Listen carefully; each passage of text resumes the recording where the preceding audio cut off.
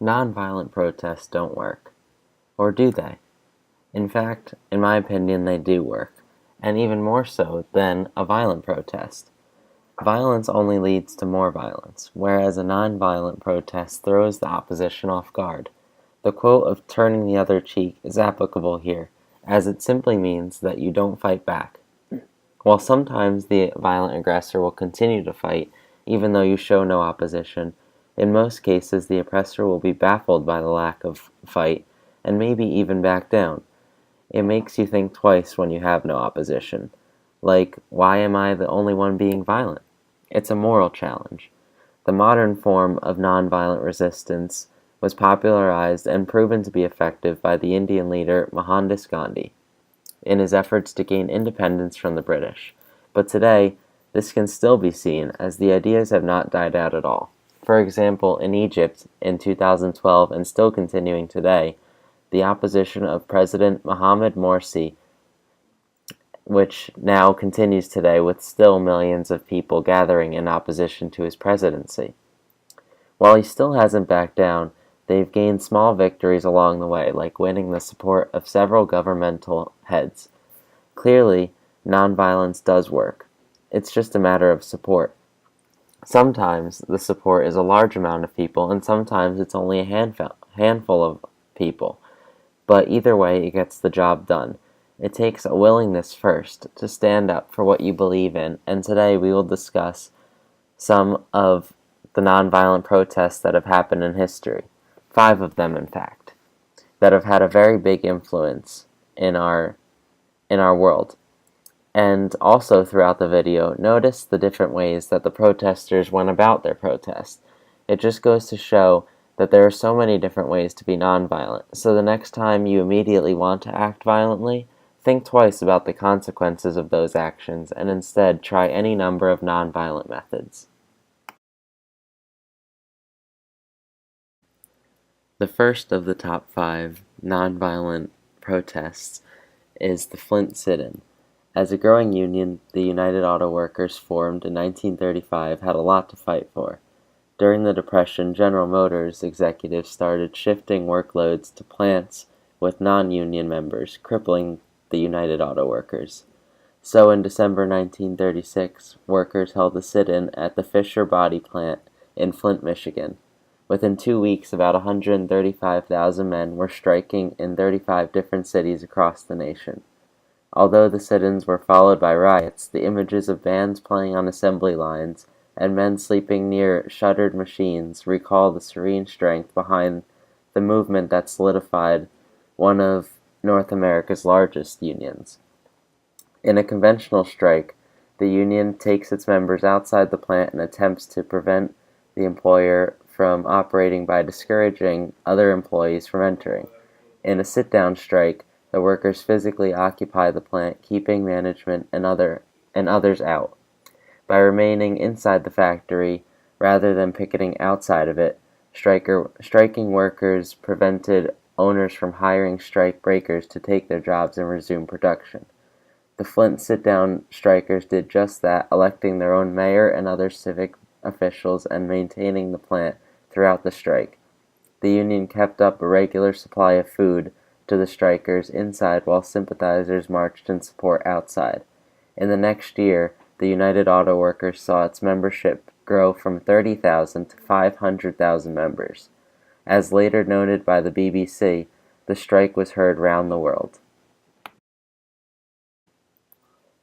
The fourth most influential nonviolent protest is Rosa Parks. Even though African Americans constituted some 70% of total bus ridership in Montgomery, Alabama, Rosa Parks still had trouble keeping her seat on December 1st, 1955. On a cold December evening in 1955, Rosa Parks quietly incited a revolution by just sitting down. She was tired after spending the day at work as a department store seamstress. She stepped onto the bus for the ride home and sat in the 5th row, the first row of the colored section. In Montgomery, Alabama, when a bus became full, the seats near the front were given to white passengers. Montgomery bus driver James Blake ordered Parks and 3 other African Americans seated nearby to move back to the back of the bus so that white passengers can sit there. 3 riders complied, but Parks did not. The following excerpt is what happened when James Blake asked Rosa Parks to move. "Are you going to stand up?" the driver demanded. Rosa Parks looked straight at him and said, "No." Flustered and not quite sure what to do, Blake reported, "Well, I'm going to have to arrest you then." And Parks, still sitting next to the window, replied softly, "You may do that." After Parks refused to move, she was arrested and fined $10. The chain of events triggered by her arrest changed the United States. The third most influential nonviolent protest is the March on Washington. More than 250,000 people gathered in the shadow of the Lincoln Memorial on August 28, 1963, to demand equal rights for African Americans. Martin Luther King Jr. delivered his "I Have a Dream" speech here and roused the nation to action. Nobody was sure how many people would turn up for the demonstration in Washington, D.C., and some traveling from the South were harassed and threatened. But on August 28, an estimated 250,000 people showed up, and about a quarter of those were white. They marched on the Washington Monument to the Lincoln Memorial in what turned out to be both a protest and a communal celebration. The heavy police presence turned out to be unnecessary, as the march was noted for its civility and peacefulness. The march was extensively covered by the media, with live international television coverage. Among the 250,000 people there, some notable names were Bob Dylan, Mahalia Jackson, Paul Newman, Charlton Heston, and James Baldwin. And that's just aside from the big 6 civil rights leaders that read their speeches there, including Martin Luther King. In Martin Luther King's speech, he said this, "And when this happens, when we allowed freedom to ring, when we let it ring from every village and every hamlet, from every state and every city, we will be able to speed up that day when all God's children, black men and white men, Jews and Gentiles, Protestants and Catholics, will be able to join hands and sing in the words of the old Negro spiritual, 'Free at last, free at last, thank God Almighty, we are free at last.'" And this goes to show that the March on Washington was a very influential march to give freedom to the African Americans. The second most influential nonviolent protest actually also came during the civil rights movement, but was not associated with the civil rights movement. It was the Flowers versus Guns movement. From an anti-war demonstration in front of the Pentagon on October 21, 1967, organized by the National Mobilization Committee to end the war in Vietnam, came images that encapsulate a decade of flower power. Not even the National Guard was a match for mellow hippies looking to push change with nothing more than a few flower petals. On October 21st, a large demonstration organized by the National Mobilization Committee to end the war in Vietnam took place at the Lincoln Memorial in Washington, D.C. As many as 100,000 demonstrators attended the event, and at least 30,000 of them marched to the Pentagon for another rally and an all-night vigil.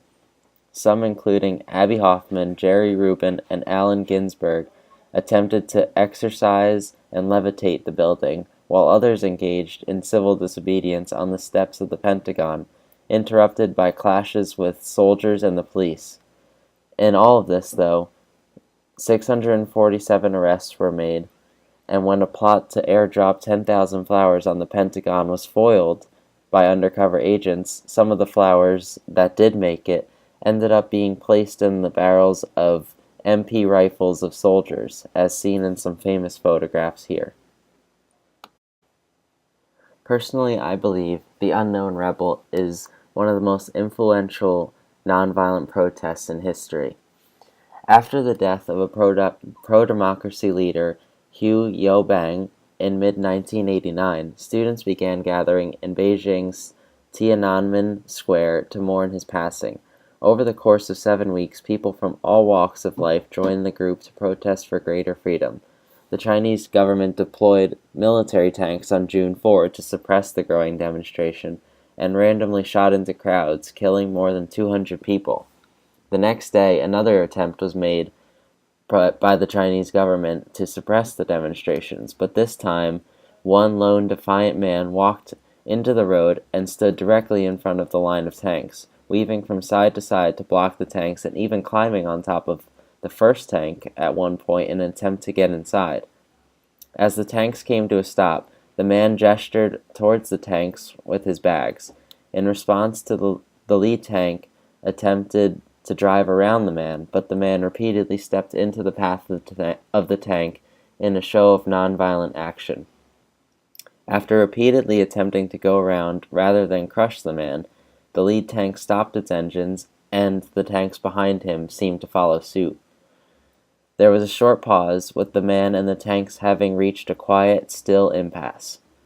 Having successfully brought the column to a halt, the man climbed onto the hull of the buttoned-up lead tank, and after briefly stopping at the driver's hatch, appeared in video footage of the incident to call into various ports in the tank's turret.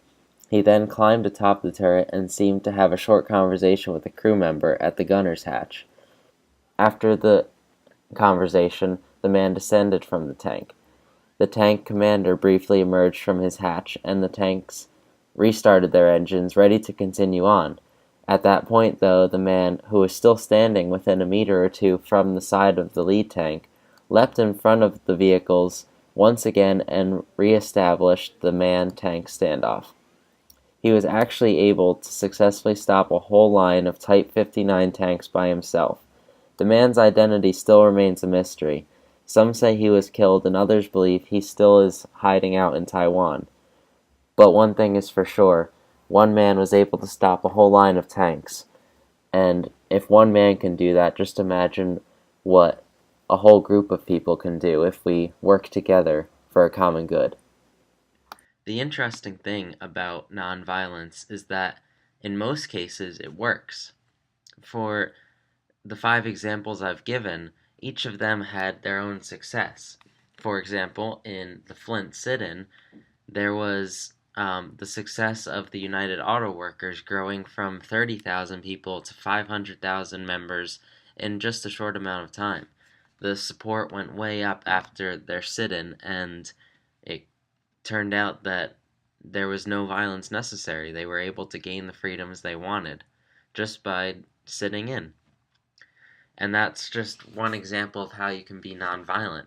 Then there's Rosa Parks, who simply sat in a place on the bus that she normally couldn't have, and she gained one of the biggest freedoms for colored people at the time, that it was something that the civil rights movement hadn't seen yet, and that was able to boost their morale so much more, and that was a success in and of itself.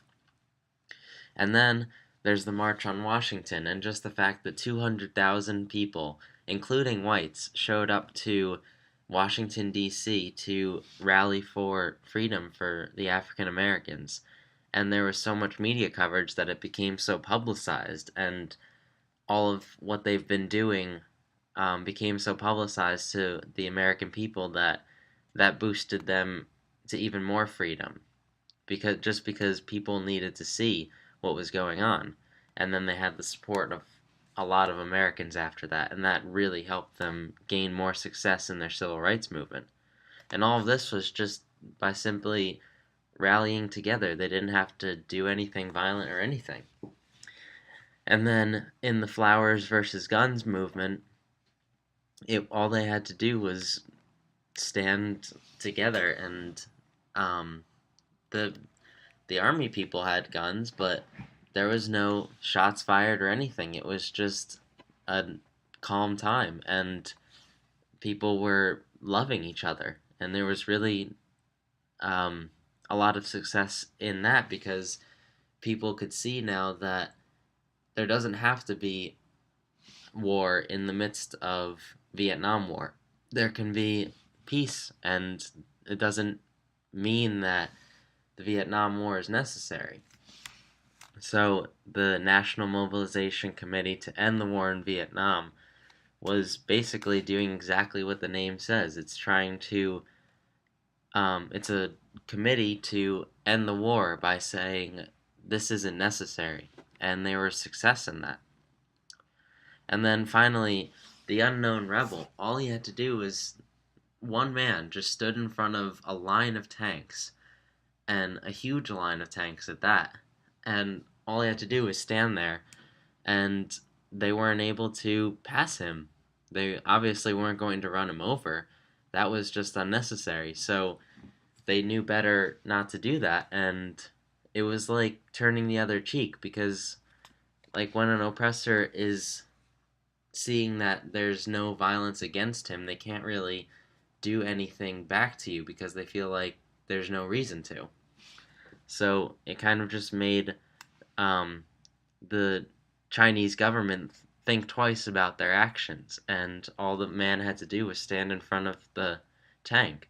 So there's so many different ways you can go about nonviolence. There's sit-ins, there's simply disobeying a rule that you don't agree with, and I'm sure that people will rally behind you because you might not be the only one that disagrees with that.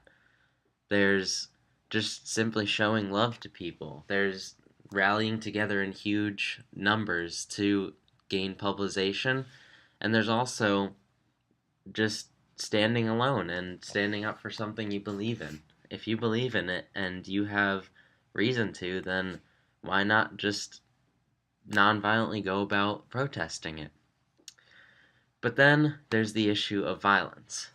With violence, the problems arise so much quicker because when you act violently towards someone, you're going to immediately receive violence in return. There's a quote by Martin Luther King that says, "Hate begets hate, violence begets violence.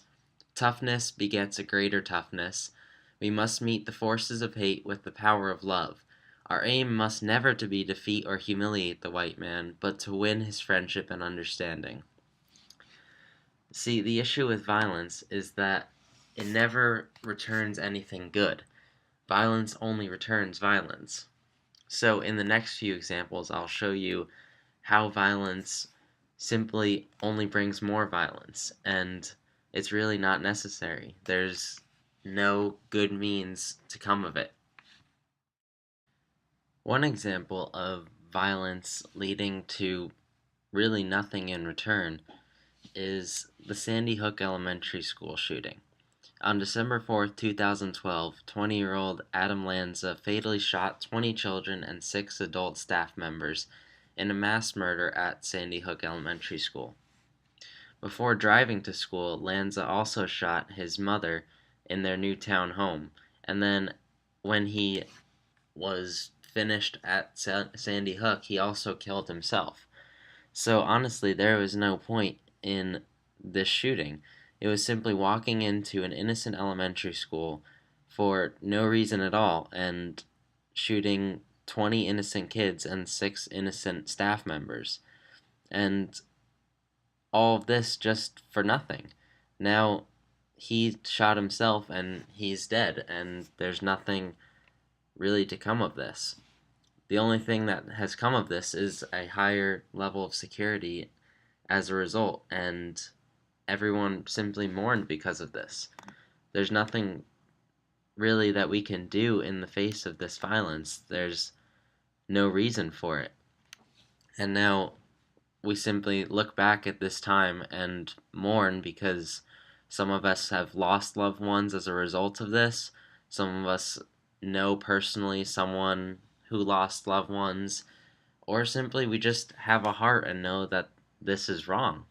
And unfortunately, these kinds of things happen all the time, and it's very easy to just brush it aside. But unfortunately, violence occurs often, and violence really doesn't solve anything. Violence is not the answer. It only begets more violence. Another example of innocent killing is the Boston Marathon bombing. Just like Sandy Hook, this happened in 2013, this year, and during the Boston Marathon, basically what happened is that two pressure cooker bombs exploded at 2:49 p.m., killing 3 people and injuring an estimated 264 people. The bombs exploded about 13 seconds and 210 yards apart near the finish line at the Boston Marathon. And what ensued afterwards was a chase between the cops and the two alleged bombers. And what ended up happening was that one bomber was killed, and another bomber was sentenced to life in prison. It's really sad what the outcome of these kinds of violent actions are. There's no point. Like, it's just another innocent killing. An unprecedented manhunt ensued on April 19, the day that this happened, the couple days after this happened, with thousands of law enforcement officers searching around a 20-block area of the Boston Marathon. During the manhunt, authorities asked residents of Watertown and surrounding areas, including Boston, to stay indoors, because obviously this area was not safe. The public transportation system and most businesses and public institutions were shut down, creating a deserted urban environment of historic size and duration. Around 7 p.m., shortly after the shelter-in-place advisory was rescinded, a Watertown resident discovered the bomber hiding in his backyard.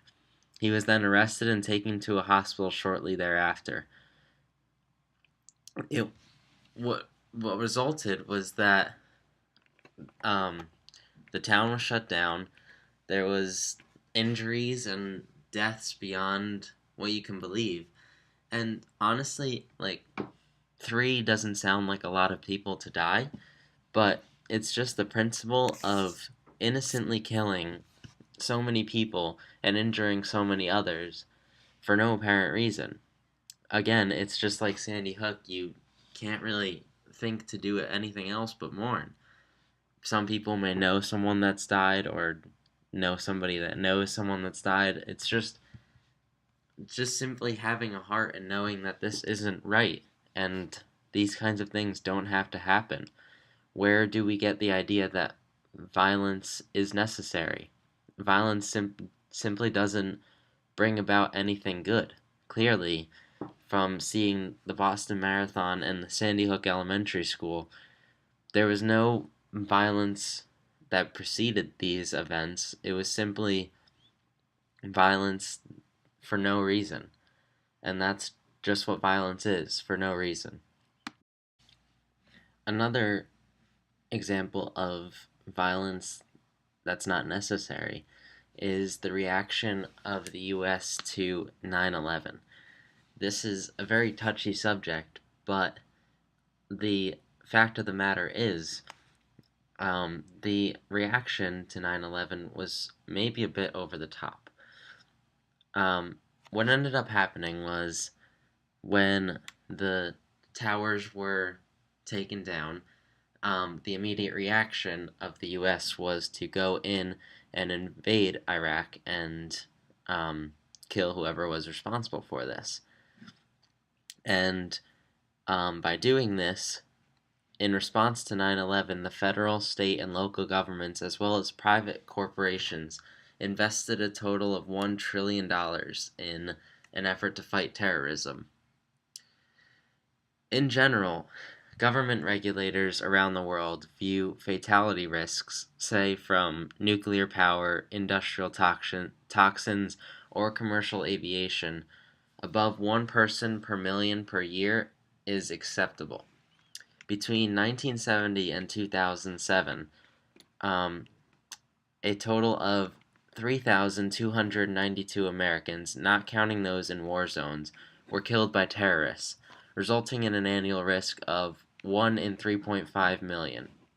This means that 1 in 3.5 million people will die from an act of terrorism towards them, an American.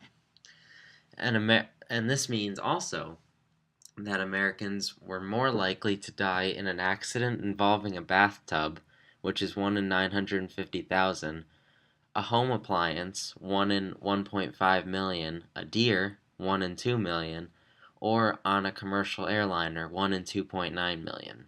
So the fact of the matter is, terrorism really is not that much of a threat, not enough to spend $1 trillion or enough to kill 113,616 civilians in the war in Iraq, which is the actual number of total fatalities thus far. And it may even be more now. The global mortality rate of death by terrorism is even lower. Worldwide, terrorism killed 13,971 people between 1975 and 2003, an annual rate of 1 in 12.5 million.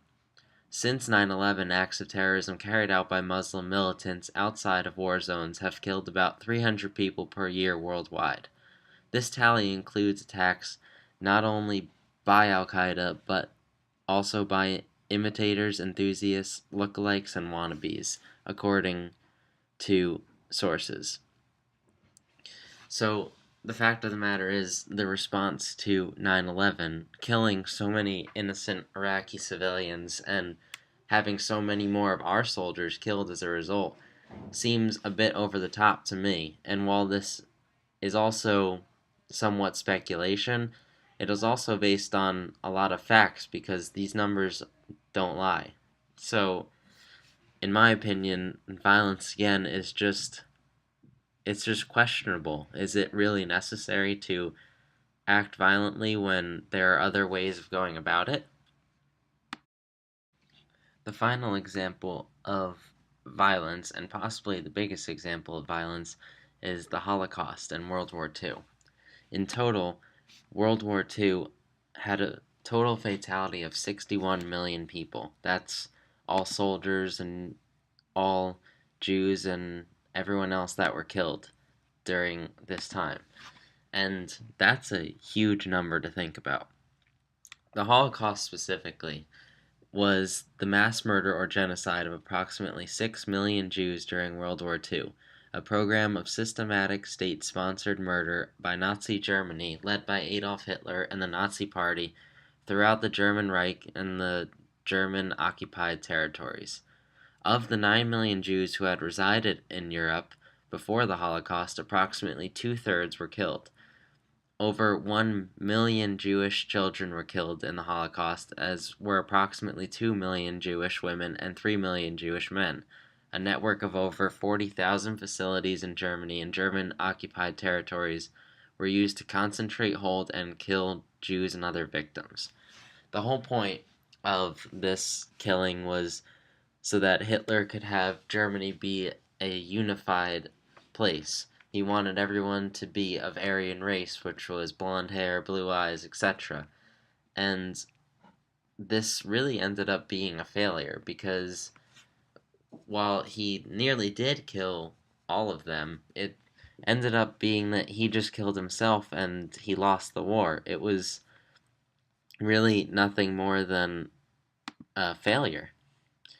And the sad part is that he got all of the people that followed him into thinking that he was going about this the right way. From a excerpt from people who were there during the Holocaust, one argued that those of a non-criminal bent who committed crimes did so because they wished to conform to the values of the group they had joined and were afraid of being branded weak by their colleagues if they refused. So you would have been branded weak if you weren't a criminal and involved in killing these Jewish people. It was really sad that Hitler had such a mind control on his followers.